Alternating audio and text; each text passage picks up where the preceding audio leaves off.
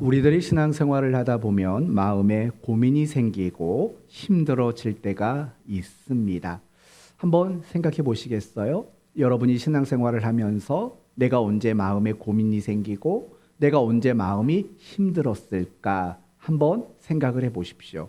그러면 여러분이 마음에 고민과 힘든 생각이 들었을 때를 뒤돌아보면 다 똑같은 공통점이 들어 있습니다. 그게 뭐냐? 나는 하나님을 믿는 사람인데 하나님을 믿지 않는 사람들이 더 잘 살고 더 행복해 보인다라고 느껴질 때 우리는 마음에 고민이 생기고 우리의 마음이 너무나도 지칠 때가 많습니다. 우리는 하나님을 믿는 사람들입니다. 그래서 해야 할 것이 있고 하지 말아야 할 것이 있습니다. 가야 되는 곳이 있고 가지 말아야 되는 곳이 있습니다. 때로는 억울함도 있고 그래서 그 억울함을 견뎌내어야 하는 순간들이 있습니다. 그러나 하나님을 믿지 않는 사람들은 자유로운 삶을 살아갑니다. 억울하면 견디지 않습니다. 자신의 억울함을 폭발하고 그래서 똑같이 누군가를 향해서 공격도 합니다. 그래서 우리가 보기에는 내가 하나님을 믿는 믿음을 가졌는데 도리어 믿지 않는 자들, 그들이 더 형통하고 그들이 더 자유롭고 평안하게 살아가는 그것들을 바라볼 때 우리는 마음에 고민이 생기고 너무나도 힘든 일이 생기게 되는 겁니다.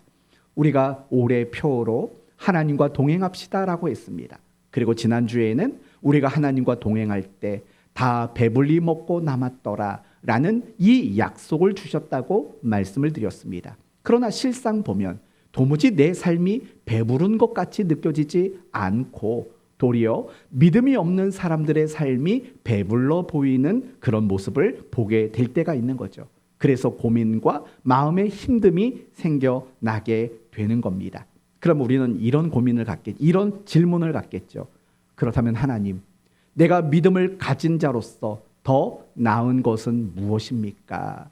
왜 그런 질문을 할까요? 내가 믿음을 가졌지만 믿음을 가지지 않은 사람과 비교했을 때 더 나은 것이 하나도 없다고 생각이 들기 때문에 그렇습니다. 그러나 이런 대비는 믿는 자와 믿지 않는 자들 사이에만 있는 것이 아닙니다. 믿음을 가진 우리 안에서도 이런 대비가 일어나게 됩니다. 이런 거죠.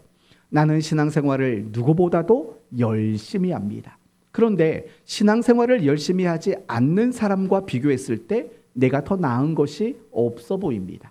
남들이 잠잘 때 나는 새벽에 나와 기도했고 남들이 놀러 다닐 때 나는 열심히 충성하고 봉사를 했습니다. 그런데 그렇게 열심을 내지 않는 성도들이 더 잘 되는 것 같고 더 평안해 보이고 더 복받는 것 같아 보이는 그런 순간들을 우리는 느낄 때가 분명히 있다라는 거예요. 그럼 우리는 어떤 질문을 갖게 되냐면 하나님, 내가 남들보다 더 열심히 신앙생활 하는 게 나은 게 도대체 뭡니까? 라는 이런 질문을 우리는 가지게 될 수밖에 없다라는 겁니다.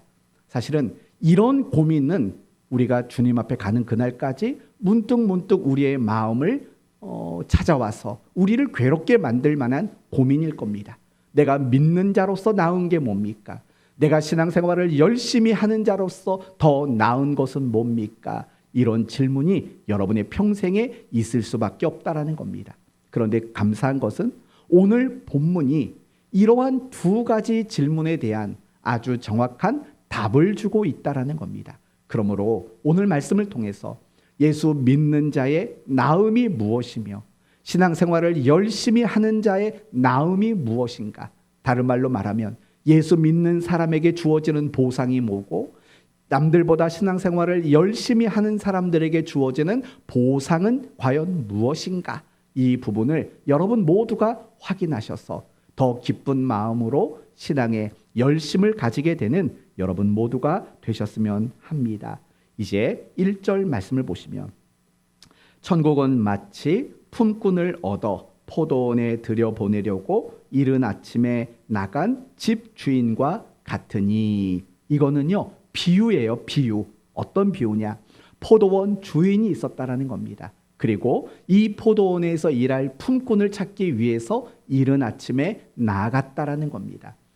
이른 아침이란 아마 오전 6시를 이야기할 겁니다. 해가 뜨는 그 시간에 나가서 포도원에서 일할 품꾼을 찾았습니다.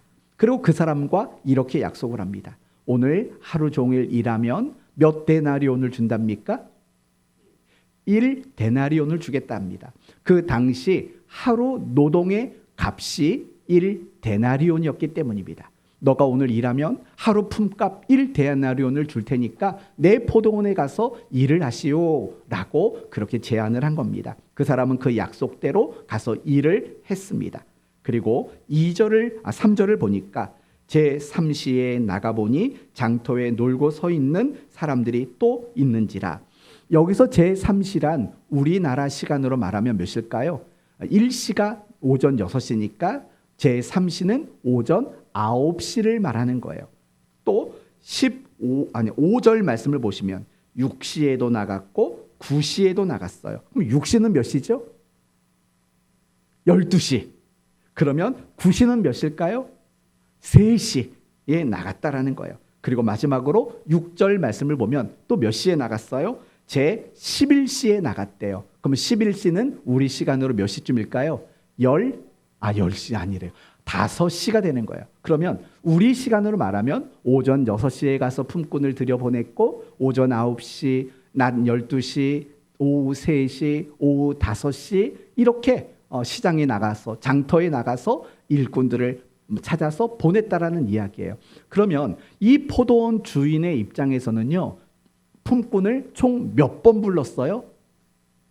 총 몇 번이요? 5번이요. 이거 5번. 6시, 9시, 12시, 3시, 5시.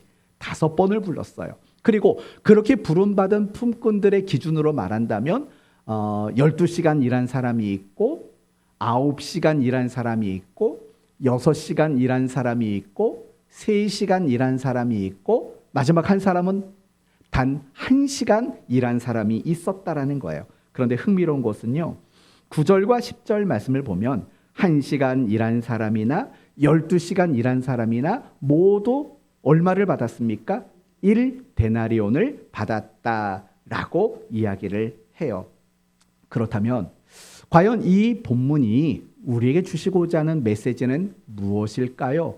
1차적으로는 오늘 본문은 구원은 하나님의 은혜다라는 것을 우리에게 가르쳐주고 있다라는 거예요. 구원은 전적인 하나님의 은혜예요. 제가 그렇게 말하는 이유는 뭐냐면 이 비유의 첫 번째 단어가 뭔지를 보세요. 이 비유의 첫 번째 단어 1절 뭐죠? 첫 번째 단어가 천국은이라는 천국이라는 말이 가장 먼저 등장하고 있기 때문에 그래요. 여러분 따라서 포도원 주인이 품꾼을 택했어요. 들어가게 했어요. 1데나리온을 줬어요. 이 말들은요 모두가 다 구원을 상징하는 표현이에요. 택하고 들여보내고 데나리온의 값을 주는 거 이것은 모두가 구원을 상징하는 거예요. 그리고 중요한 것은 그 단어 자체는 하나님의 은혜를 이야기하고 있다라는 거예요. 한번 생각해 봅시다. 오후 5시에 온 사람은 몇 시간을 일했다고 했습니까? 1시간 일했어요. 그런데 1시간을 일하고 받은 값은 하루 1당을 받았다라는 거예요. 또 3시간 일한 사람, 6시간 일한 사람, 9시간 일한 사람도 얼마를 받았어요? 1데나리온을 받았어요. 하루 품값을 받았어요. 그런데 엄밀히 말하면 3시간, 6시간, 9시간 일했다라는 것은 하루를 일한 건 아니에요. 하루를 일했다라는 것은 오전 6시에 나가서 오후 6시에 일을 끝내는 12시간을 일해야지 하루를 일했다고 말할 수 있는 거예요. 그러나 3시간, 6시간, 9시간을 일한 것은 하루를 일한 게 아니에요. 그런데도 불구하고 받은 금액은 하루 품값 1데나리온을 그들이 받았다라는 거예요. 그러면 그들이 하루를 온종일 일하지 않았는데도 불구하고 하루의 품값을 받은 이유는 뭡니까? 주인이 선한 사람이기 때문에 그래요. 주인이 자비로운 사람이기 때문에 그래요. 그래서 15절을 보면 네 것을 가지고 내 뜻대로 할 것이 아니냐. 내가 선함으로 네가 악하게 보느냐. 이 주인은 선한 사람, 자비로운 사람이었던 거예요. 그래서 하루를 일하지 않았음에도 불구하고 하루의 품값을 주었다라는 거예요. 그리고 중요한 것은 뭐냐? 3절 말씀을 다시 한번 보시면은요. 또 제3시에, 여기서 말하는 3시는 오전 9시라고 그랬어요. 나가보니 장터에 뭐 하고 있대요? 놀고 서 있는 사람들이 있었다라는 거예요. 그럼 이 사람들은 왜 장터에서, 여기서 말하는 장터는 인력시장이라고 생각하시면 돼요. 인력시장. 요즘에도 인력시장이라는 게 있나요? 있겠죠, 아마. 어떤 인력시장 사무실에 가면 사람들이 모여 있어요. 오늘 어디 일 있는데 그 일 갈 사람 해가지고 지목해서 그 사람을 일터에 보내는 인력시장이 있어요. 여기서 말하는 장터는 그런 기능이 있는 장소인 거예요. 나갔는데 오전 9시가 됐는데 이 사람들이 놀고 있어요. 왜 놀고 있을까요? 아무도 이 사람들을 고용해 주지 않았기 때문이에요. 그러면 이들은 왜 고용되지 않았을까요? 일을 하기에 적합하지 못했기 때문이겠죠. 먼저 고용된 사람들은 어떤 사람일까요? 일 잘할 사람들이겠죠. 그러나 이들이 고용되지 못했다는 것은요, 뭐 9시에 나가도 고용되지 못했고 12시, 오후 3시, 오후 5시에 나가도 이들이 고용되지 못한 것은요, 시간이 지나면 지날수록 그만큼 일하기에 적합하지 못한 사람이에요. 일 못할 만한 사람들인 거예요. 그런데 그런 사람들을 데려다가 일을 시키고 하루 값을 주었다면 그게 얼마나 놀라운 은혜라고 말할 수 있겠습니까? 그럼 어쩌면 여러분은 이런 생각이 들 거예요. 목사님, 1시간, 3시간, 6시간, 9시간 사람, 그들에게 은혜라고 말하는 건 인정하겠습니다. 그런데 아침 6시부터 저녁 6시까지 온종일 일한 사람이 1데나리온 받은 건 은혜가 아니지 않습니까? 라고 생각이 들 수도 있어요. 그러나 그렇지 않아요. 왜냐? 고용이 됐잖아요.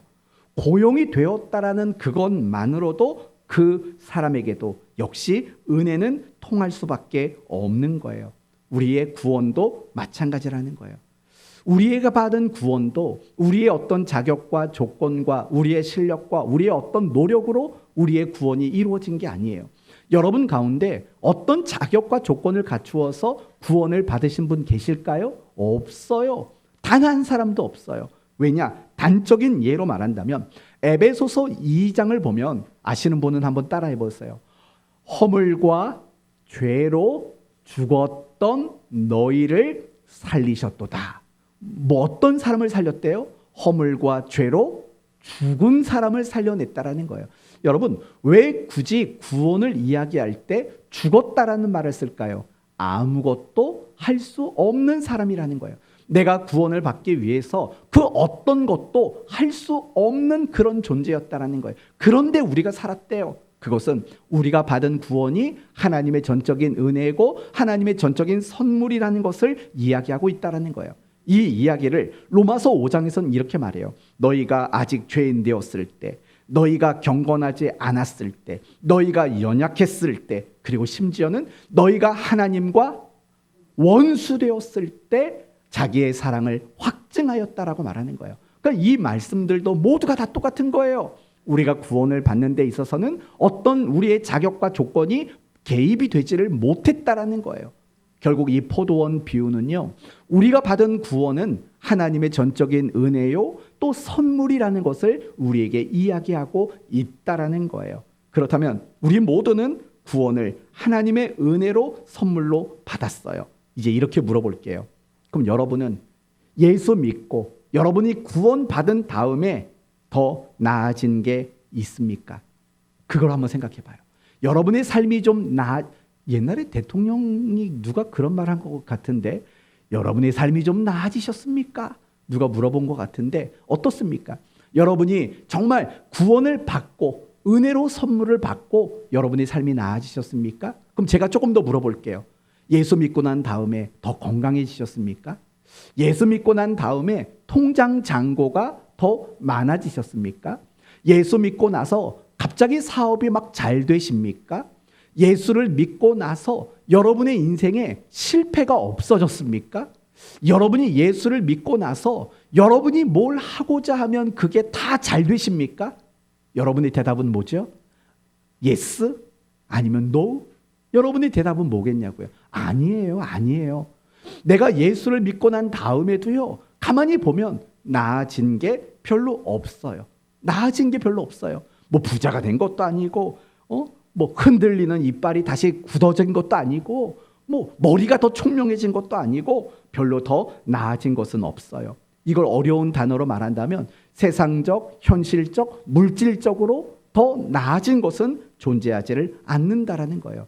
사실 그건 너무 당연한 거예요. 왜냐? 하나님은 우리에게 그걸 약속하신 적이 없기 때문에 그래요. 성경에 어디에 예수 믿고 나면 더 건강해진다 약속한 적 있나요? 성경에 그 어디에 예수를 잘 믿으면 부자가 된다 그런 말 어디에 있나요? 사실은 하나님은 단 한 번도 그런 것들을 우리에게 약속하지를 않으셨다고요. 그런데 우리가 어디서 무슨 말을 듣고 착각을 했는지 모르지만 예수를 믿으면 현실적으로 세상적으로 더 나아진다라는 이상한 기대를 가지고 있는 것뿐이에요. 엄밀히 말한다면 예수를 믿고 나도 우리는 세상적으로 현실적으로 더 나아지는 것들은 없어요. 그럼 이렇게 말할 겁니다. 아니 목사님, 제가 간증을 들었는데요. 예수를 잘 믿었더니 하나님이 물질의 복을 많이 주셨다고 하던데 그럼 그건 뭡니까? 이렇게 물어보실 수 있어요.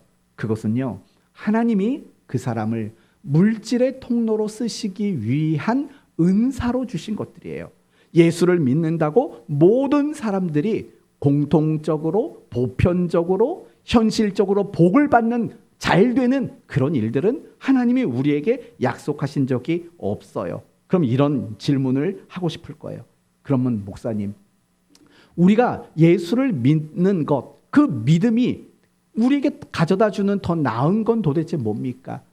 혹시 죽어서 천국 가는 거 말고는 다른 게 있기나 합니까? 라고 물으실 거예요. 그럼 여러분에게 자신 있게 대답할 수 있어요. 있어요. 여러분이 예수를 믿어서 여러분이 믿지 않는 자보다 더 나음이 있어요. 그게 뭔지 아세요?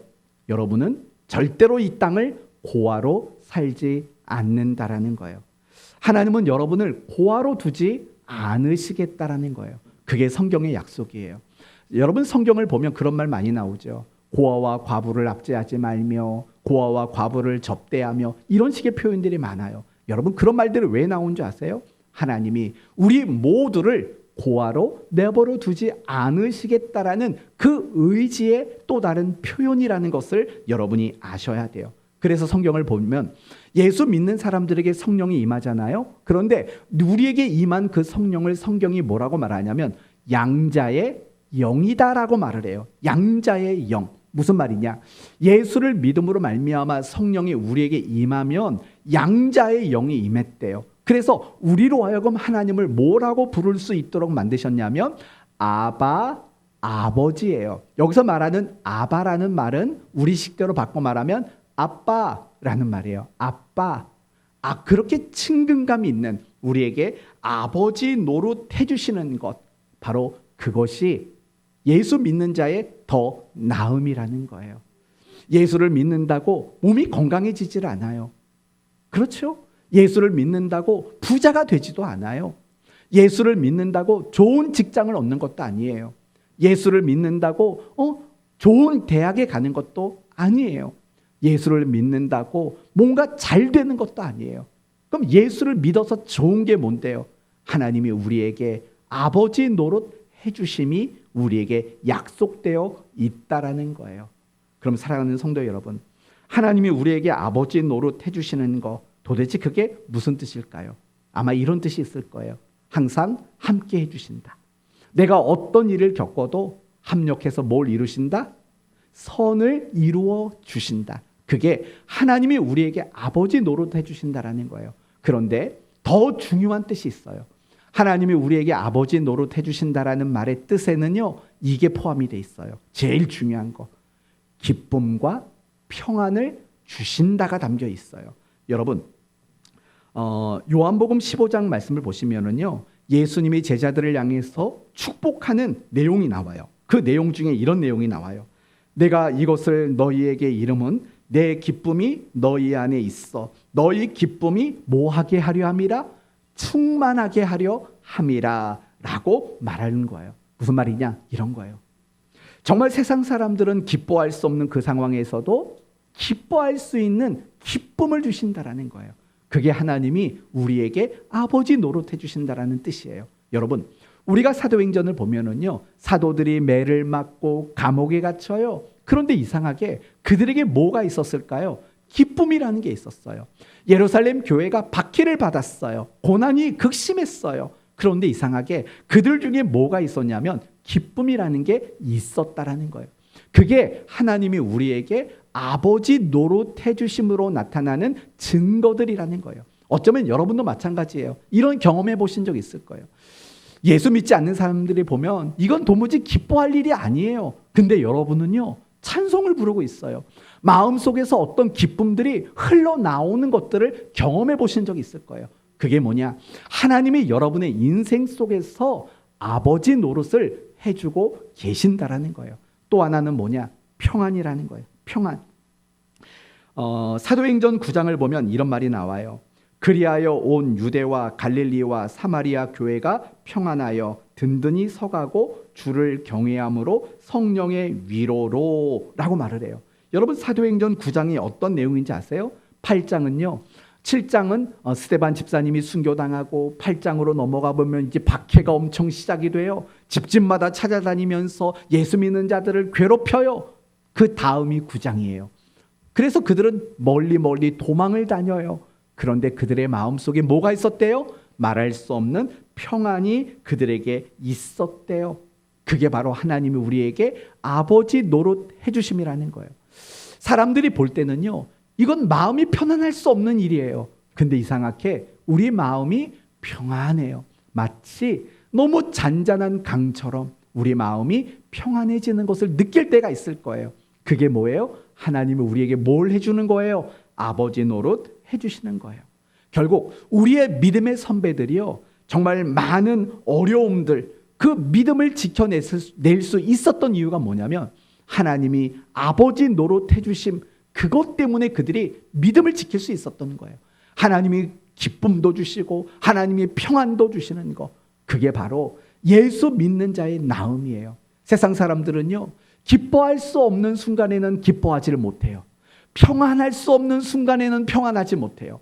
그러나 예수 믿는 사람들은요, 하나님이 아버지 노릇해 주기 때문에 기뻐할 수 있는 순간에도 기뻐하지만 기뻐할 수 없는 그 순간에도 기뻐할 수 있고, 평안한 순간에 평안할 수 있지만 평안할 수 없는 그 순간에도 평안을 누릴 수 있는 거예요. 그게 우리에게 약속된, 예수 믿는 자들에게 약속된 보상이라는 거예요. 하나님과 동행하면 배부를 것이라고 했죠. 그 배부름은 뭔데요? 바로 그 기쁨과 그 평안, 아버지 노릇해 주심 그 자체의 배부름을 이야기하는 거죠. 이것이 예수 믿는 자의 나음이라는 것을 기억하셔야 돼요. 만약에 여러분의 삶에 기쁨이 없다, 만약에 여러분의 삶에 평안이 없다, 그것은 여러분이 하나님이 아버지 노릇해 주심을 알지 못하기 때문에 그래요. 반대로 말한다면 여러분 스스로가 고아가 아니에요. 여러분에게는 아버지가 계세요. 그런데 여러분 스스로 고아로서의 삶을 자처하며 살아가는 거예요. 아버지에게 의탁하고 아버지에게 손을 내미는 삶을 살지 않고 여전히 세상에 나 도와줄 사람 없어, 내 스스로의 힘으로만 살아가는, 바로 스스로 고아된 삶을 살아가기 때문에 여러분의 삶의 기쁨과 평안을 누리지 못하는 거예요. 저는 여러분을 축복하기를 원해요. 여러분은 고아가 아니에요. 여러분에겐 하나님이 아버지 되심이 약속되어 있어요. 날마다 하나님이 아버지 되어 주심으로 인해 기쁨과 평안을 날마다 누림으로 여러분의 믿음을 잘 지켜나가는 우리 성도 모두가 되시기를 예수님 이름으로 축원드립니다. 9절 말씀을 볼까요? 9절을 보시면 제11시에 온 자들이 와서 한 데나리온씩을 받거늘. 여러분, 나머지 사람들의 입장에 한번 생각해 보세요. 1시간 딸랑 일했어요. 근데 1데나리온을 받았어요. 그러면 더 많이 일한 사람은 내심 마음에 어떤 마음이 있을까요? 나는 더 받겠지? 라는 그런 기대하는 마음이 있었다라는 거예요.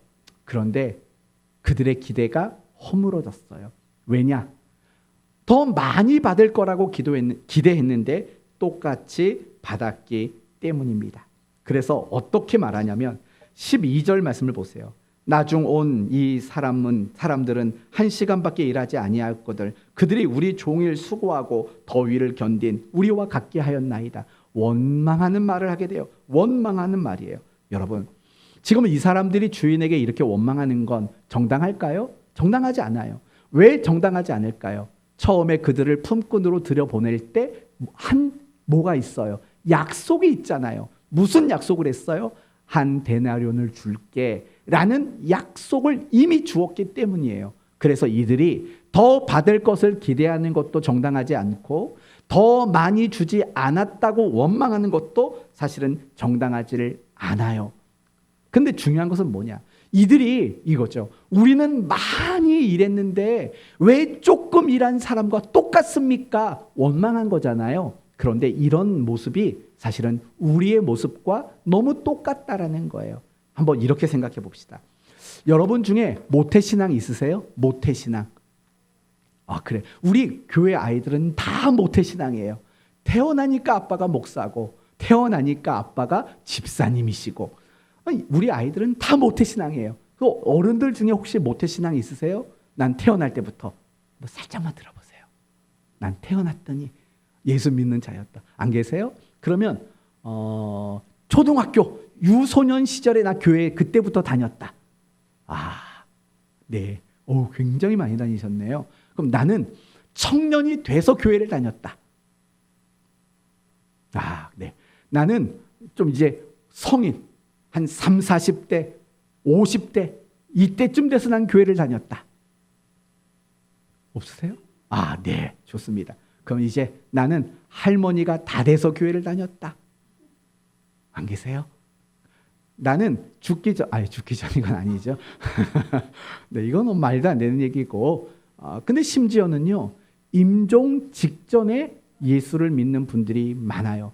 특히 목사인 저는요, 그런 경험이 굉장히 많아요. 이제 연락이 오는 거죠. 목사님, 아무개 성도의 가족이 누가 이제 이 중환병에 걸려서 오래 못 산대요. 와서 기도 한번 해주세요. 그러면은요, 찾아가서 기도를 해요. 기도만 하겠어요? 복음을 전하는 거죠. 근데 너무 신기한 거는요, 정말 임종을 앞두신 분들을 찾아가서 기도하고 복음을 전하면 나 안 믿어 했던 분들을 저는 경험해 본 적이 없어요. 정말 제가 갔을 때는요, 모든 분들이 다 예수님을 영접했어요. 우리 교회가 처음 개척하자마자 최장암 말기이신 분을 만났어요. 성도의 아버지였어요. 근데 그분이 놀랍게도요, 예수님을 믿겠다고 너무 자신 있게 말을 했어요. 그 최장암 말기인데도 정말 서울에서 우리 교회까지 매 주마다 예배를 얼마나 맨 앞자리에 나와서 열심히 들었는지 몰라요. 그러다가 천국 가셨어요. 그런 경우도 분명히 너무나도 많이 있거든요. 그러면 이렇게 한번 생각해 봐요. 모태신앙으로 태어난 사람은 어떻게 살았을까요? 평생 주일을 지켜야 돼요.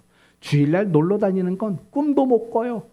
모태신앙이니까 어릴 때부터 말씀 배웠으니까 그 말씀이 자꾸 나를 짓누르며 그 짓누르는 상황 속에서 나는 살 수밖에 없어요.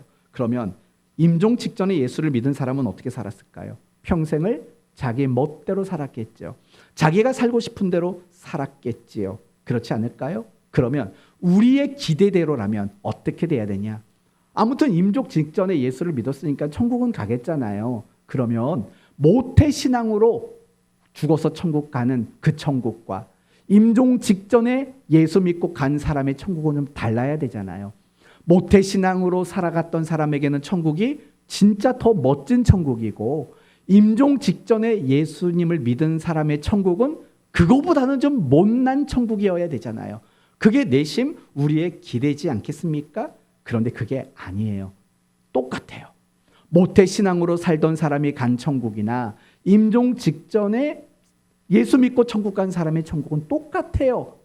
이건 어디서 성경에 나오냐면, 예수님이 십자가에 못 박혔을 때 우편 강도가 당신의 나라가 임할 때 나를 기억해 주십시오 라고 요청을 해요. 그건 믿음에 대한 고백이거든요. 그때 예수님이 뭐라고 말하냐면, 너가 오늘 나와 함께 낙원에 있을 거라는 거예요. 정말 말 그대로 죽기 직전에 믿은 사람이잖아요. 그 예수님은 평생을 하나님의 뜻대로 사신 분이잖아요. 근데 이 두 사람이 간 천국은 달라요? 똑같아요? 똑같은 천국에 들어갔다는 거예요. 억울하지 않아요, 여러분? 그런 생각이 들면? 아니, 난 평생 80년 동안 남들 못하는 거 내가 다 참고 살았고 남들 하는 거 나 안 하면서 믿음 생활 했는데 똑같은 천국 가요? 억울하잖아요. 그러니까 나온 말이 이런 거죠. 아, 금멸류관, 은멸류관, 뭐 동멸류관, 그리고 마지막에는 안 줄 수는 없으니까 개털모자, 이런 얘기 나오는 거 여러분 많이 들어봤잖아요. 그럼 물어볼게요. 신앙생활 정말 열심히 하면, 아니면 조금 덜 하면, 열심히 하지 않고 예수만 믿었으면 금, 은, 동, 개털, 이런 모자를 천국 가면 씌워 주실까요? 여러분 이런 얘기 안 들어보셨어요? 많이 들어봤잖아요. 여러분 어떤 장로님이 뭐 꿈을 꿨더니 천국 갔어요. 막 금, 면류관 막 있어요. 천사가 그랬대요. 네 머리에 맞는 걸 쓰래요. 그래서 그 면류관이 많이 있는데 그 중에 하나 금면류관을 썼는데 자기에 맞는 게 하나도 없더래요. 그랬더니 옆방으로 데려가더래요. 여기 은면류관이 있는데 여기서 네 머리에 맞는 걸 쓰래요. 거기서도 머리에 맞는 걸 찾아서 아무리 쓰려고 해도 맞는 게 없더래요. 그래서 나중에는 마지막 방에 데려갔대요. 개털모자 했대요. 여기에 네 머리에 맞는 거 있으면 쓰라고 그랬더니 딱 맞았대요.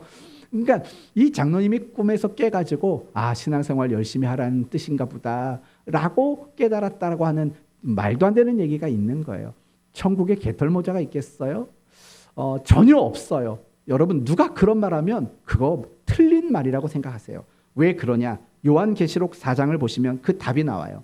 요한계시록 4장을 보면 24 장로들에 대한 이야기가 나와요. 그들을 이렇게 묘사해요. 24 장로들이 흰 옷을 입고 머리에 금관을 쓰고 앉았더라 라는 말이 나와요.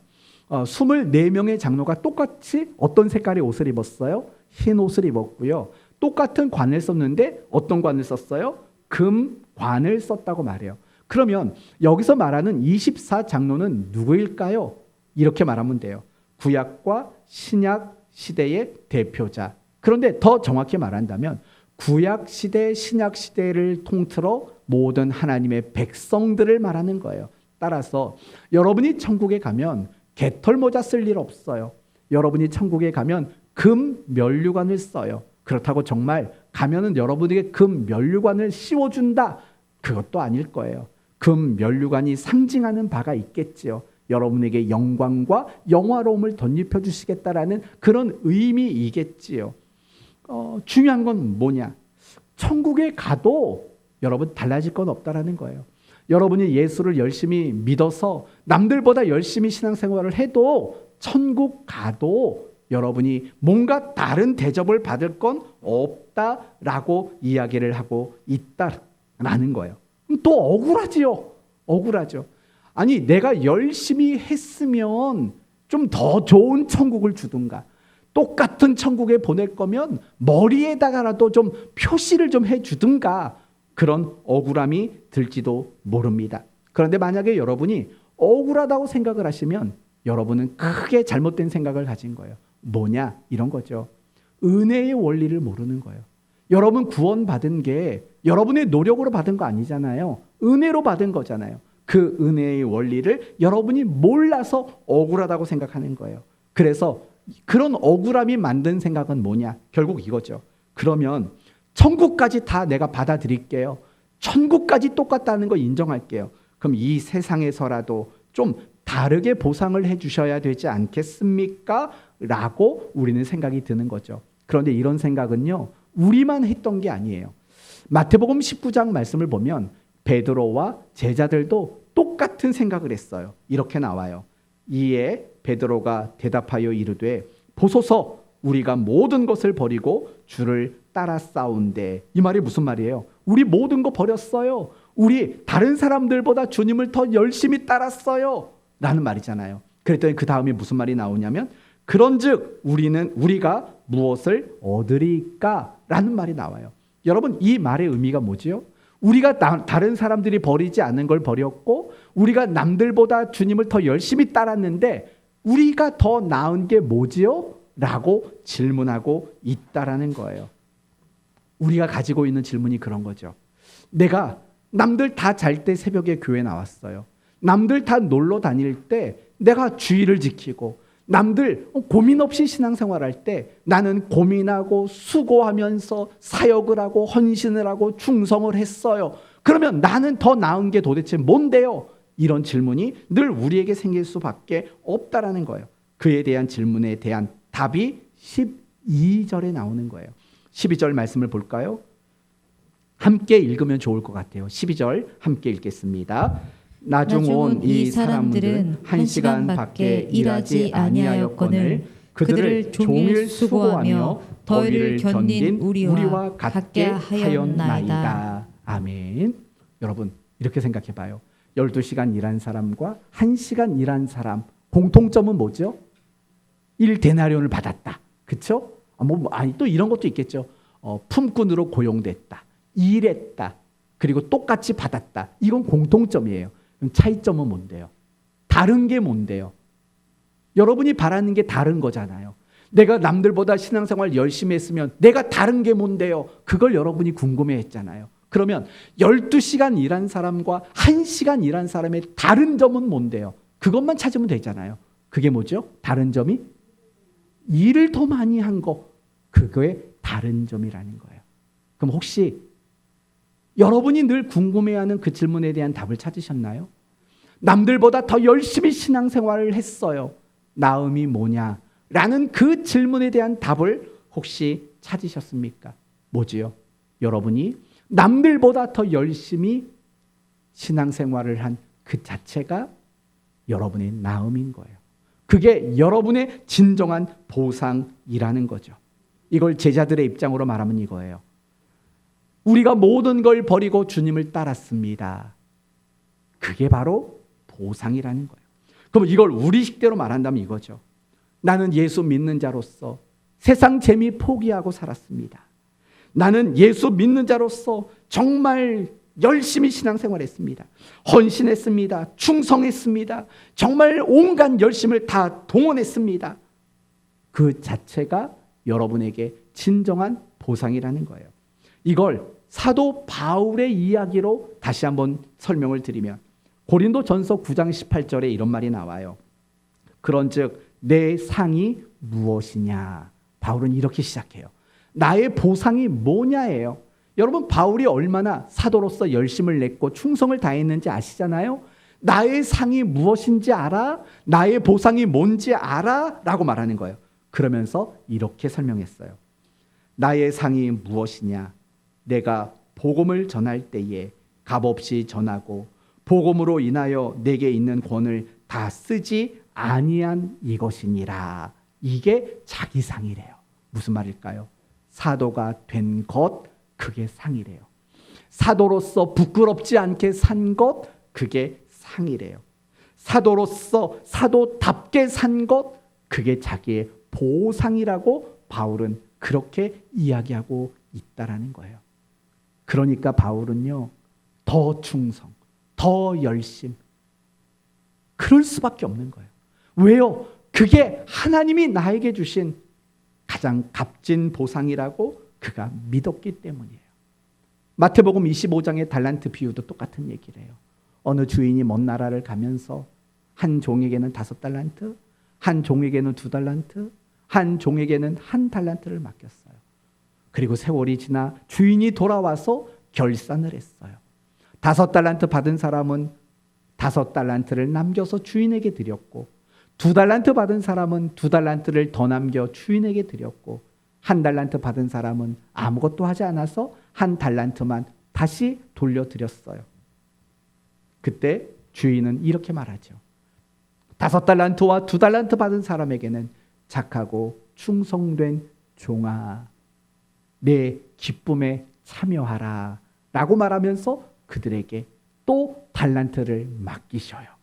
그러나 1달란트 받은 사람은 악하고 게으른 종아라고 야단을 치고 그가 그에게 맡겨졌던 그 달란트를 빼앗아요. 이게 보상이라는 거예요. 주인이 그들에게 무엇인가를 맡겨요. 주인이 기뻐하실 만한 무엇인가를 맡기는 것 자체가 보상인 거예요. 그 1달란트 받은 자를 보세요. 이게 뭐야?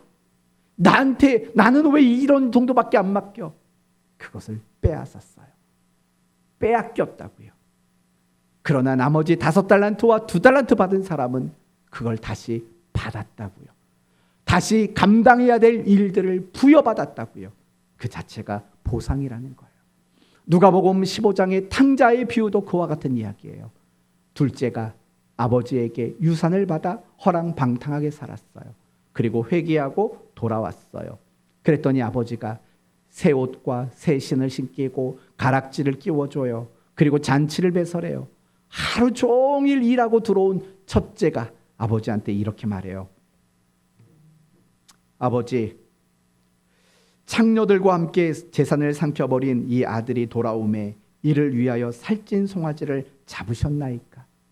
나를 위해서는 염소 새끼 한 마리 내준 적 있습니까? 그건 뭐예요? 아버지를 모시면서 아버지가 하라는 일 열심히 했는데 나는 염소도 한 마리 안 주고 집 나간 저놈한테는 송아지를 잡아줘요? 억울한 거예요. 자기는 열심히 살았는데. 그때 아버지가 이런 말을 하죠. 예, 너는 항상 나와 함께 있었으니 라고 말을 해요. 무슨 말일까요? 성실한 아들로 아버지 곁에 살아간 거, 그 자체가 송아지보다 크다는 거예요. 염소보다 크다는 거예요. 그게 바로 진정한 보상이라는 거예요. 사랑하는 성도 여러분, 여러분이 신앙생활을 열심히 해서 혹 부자가 된들 그게 보상일 것 같아요. 그건 없어져요. 그러나 여러분이 정말 믿음 생활을 열심히 했을 때 그 열심히 한 그 자체는 없어질까요? 안 없어질까요? 그건 안 없어져요. 주님이 기억하세요. 주님이 기억하세요. 그래서 여러분이 평생을 수고하고 애쓰고 참고 견디고 눈물 흘리고 땀 흘리고 수고한 그 모든 것을 가지고 천국에 들어가면 주님은 이렇게 말씀하실 거예요. 참 수고했다. 그럴 때 여러분에게는 정말 모든 것을 보상받는 눈물이 흐르게 될 거예요. 그러나 나는 예수를 믿지만 정말 그 어떤 충성도 노력도 열심도 내지 않았어요. 근데 천국 가서 주님이 이렇게 말해요. 너 수고 많았다. 그 말이 여러분에게 위로와 보상이 될 수 있을까요? 그 말은 여러분에게 아무런 위로도 아무런 보상도 되지를 않아요. 수고한 사람, 눈물로 참아낸 사람만 주님의 그 위로와 격려가 진짜 보상이 될 수 있는 거 아닐까요? 재미있는 거 포기하고 하고 싶은 거 마음대로 못하고 예배의 자리를 지키고 새벽의 자리를 지키고 사명의 자리를 지키고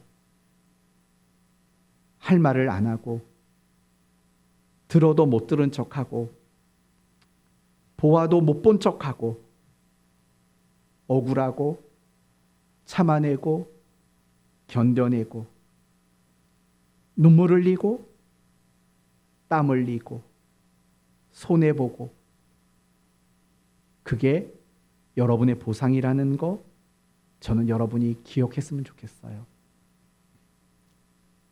하나님과 동행해요. 그것을 위해서 내 뜻은 다 내려놓고 하나님의 뜻만 붙잡아요. 정말 거룩하게 살려고 몸부림을 쳐요. 그 자체가 진정한 보상이에요. 그게 보상이라고 느껴지지 않으신다면 이렇게 생각해 보세요. 아무나 그렇게 살지를 못해요. 아무나 그런 삶을 살아내지를 못해요. 그렇게 사는 것 자체가 영광이고 특권이에요. 예를 들면 이렇게 말해 봅시다. 거지가 있어요. 거지가 있는데요. 임금이 그 거지를 데려다가 양자로 입양했어요. 그럼 이제 왕자가 된 거예요. 그래서 임금이 양자된 아들에게 이렇게 말하는 거예요. 이제 왕자니까 이 왕실의 규례를 배우고 왕실의 법도대로 행동해. 뛰지 마. 음식 먹을 때 손으로 먹지 말고 차분하게 숟가락 젓가락 써가면서 품위를 지키면서 음식을 먹어. 책을 읽어야 돼.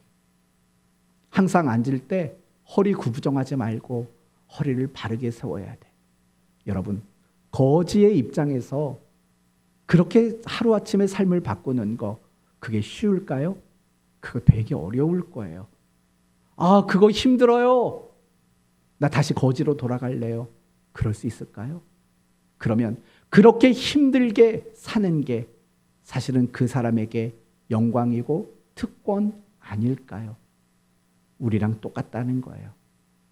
우리가 믿음을 가지고 그 믿음에 걸맞게 사는 거는요, 힘들어요. 괴로워요. 마치 영적인 거지가 하나님의 아들과 딸이 된 것과 마찬가지예요. 그 자체가 우리에게는 말할 수 없는 특권이라는 거 여러분 알고 있지 않습니까? 저는 하나님이 여러분에게 그런 확신과 그런 믿음을 주셨으면 좋겠어요. 여러분이 이 자리에 있는 게 보상이에요. 여러분이 남들이 하지 못하는 그 일을 감당하는 게 보상이에요. 화가 치밀어 올라도 억울하고 괴로워도 그것을 참아내는 것 자체가 보상이라고요. 그렇게 확신할 수 있는 여러분 모두가 되셨으면 좋겠어요. 이제 끝으로 어떻게 살면 될까요? 서로 은혜로 대우하셨으면 좋겠어요. 은혜로요. 왜냐? 우리가 은혜로 구원을 받았고, 그래서 은혜로 하나님이 우리에게 아버지 노릇해 주시고, 은혜로 우리에게 영광과 특권을 하나님이 주셨기 때문에 그래요. 그러므로 우리는 서로를 은혜로 대우해야 돼요. 그런데 우리가 서로를 은혜로 대우하지 못하는 이유가 뭔지 아세요? 세상적인 계산법을 쓰기 때문에 그래요. 아, 1시간 일한 사람이 1데나리온 받았다면 3시간 일한 사람은 3데나리온, 6시간 일한 사람은 6데나리온, 9시간 일한 사람은 9데나리온, 온종일 일한 사람은 12데나리온. 사실은 오늘 본문에 나오는 품꾼들이 그런 계산법을 가졌던 거잖아요. 그게 세상적인 계산법이에요. 아, 저 사람 나한테 잘하네. 나도 잘해야지. 뭐 그것과 비슷하지 않아요? 저 사람이 우리 집 경조에 10만 원 했네. 그럼 나중에 가서 나도 10만 원만 해야지 라는 거죠. 그런 것과 다르지 않지 않을까요? 저 사람 나한테 너무 못하네. 나도 저 사람한테 잘해줄 이유가 없지. 그게 세상적인 계산법인 거잖아요. 오늘 품꾼들이 가지고 있었던 계산법이 그런 계산법이잖아요. 그러면 안 돼요. 우리는 은혜의 계산법을 가져야 돼요. 은혜의 계산법이란 뭔지 아세요? 저 사람이 나한테 어떻게 하네? 이게 아니라요. 하나님이 나에게 어떻게 하느냐가 계산법이에요. 하나님이 나에게 이렇게 대접하시네? 그러면 나는 그 사람한테 그 사람이 내게 어떻게 하든지 간에 하나님이 나에게 대우해 주시는 대로 그 사람을 대우하는 게 은혜의 계산법이라는 거예요. 그렇게 해야 돼요. 그리고 또 한 가지는 여러분 스스로가 보상이 되는 삶을 살아야 한다라는 거예요. 어떻게 하면 될까요? 더 많이 하나님을 만나세요. 더 많이 예배 자리에 나오세요. 더 많이 기도하셔야 돼요.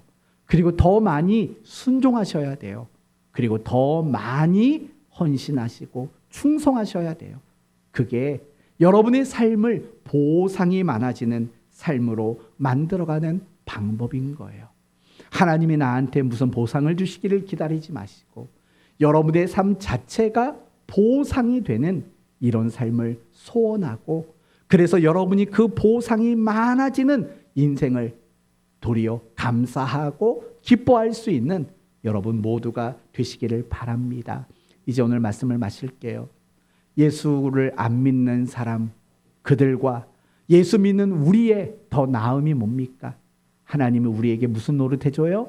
아버지 노릇 해줘요. 구체적으로 우리에게 뭘 주신대요? 기쁨과 평안을 주시는 거예요. 그러면 예수를 더 열심히 믿는 사람의 나음은 뭐지요? 그 열심을 가지고 노력한 그 시간, 그 충성, 그 모든 것들이 진정한 보상이라고 말씀을 드렸어요. 그러므로 서로를 은혜로 대우하시고 여러분의 삶의 보상이 더 많아지도록 날마다 수고하고 노력하는 여러분 모두가 되시기를 예수님 이름으로 축원드립니다. 아멘.